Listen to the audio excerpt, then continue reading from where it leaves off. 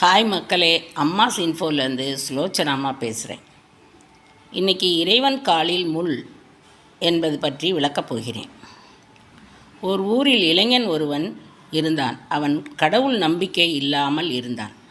அவன் வாழ்ந்த தெருவில் ஒரு துறவி ஒருவரும் வாழ்ந்து வந்தார்.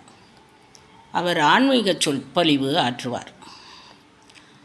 அவரது சொற்பொழிவில் எப்பொழுதும் இறைவன் இருக்கிறார் என்பது பற்றியே அவரது பேச்சின் சாராம்சம் இருக்கும்.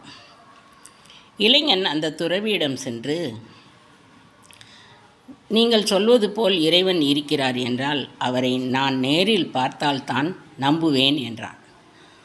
அப்போது இளைஞனிடம் துறவி, நீ இறைவனை நோக்கி தவம் இருந்தால் நீ விரும்பியது கிடைக்கும் என்று கூறினார். அதனால் இளைஞனும் கடும் தவம் புரிந்தான். ஒரு நாள் இறைவன் அவன் முன் காட்சி தந்தார்.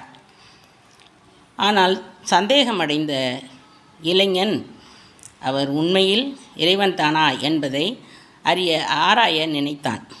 அவனை பற்றி அவனுடைய எண்ணத்தை புரிந்து கொண்ட இறைவனும் அவனிடம், நான் உன்னிடமே இருக்கிறேன், உன்னுடனே நடந்து வருவேன், ஆனால் உன் கண்களுக்கு நான் தெரிய மாட்டேன் என்று கூறினார். அப்போது இளைஞன் இறைவனிடம், நீங்கள் என்னுடனே வருவதை நான் எப்படி அறிந்து கொள்வேன் என்று கேட்டான். அப்போது 4 பாதச்சுவடுகள் தெரியும், அதில் 2 என்னுடையது என்று இறைவன் கூறினார். அதேபோல் இறைவனும் பாதச்சுவடுகள் தெரியும்படி நடந்து வந்தார்.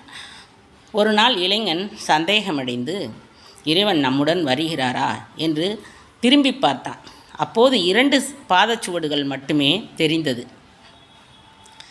அவன் அதனால் இறைவன் தன்னுடன் வரவில்லை என்று நினைத்து சத்தமாக, இறைவா, நீ என்னுடன் வரவில்லை, நீ என்னை ஏமாற்றிவிட்டாய் என்று கத்தினான்.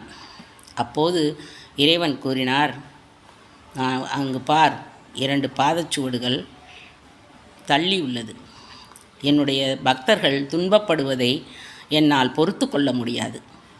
அங்கே சற்று தள்ளிப்பார், ஒரு முள் கிடக்கிறது.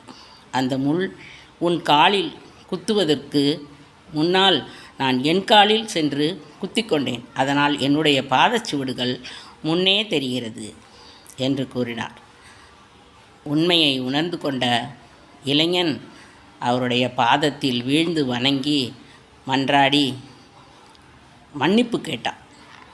இந்த வீடியோ பிடிச்சிருந்ததுன்னா லைக் பண்ணுங்கள், ஷேர் பண்ணுங்கள், சப்ஸ்கிரைப் பண்ணுங்கள், கமெண்ட் பண்ணுங்கள். வாழ்க வளமுடன்.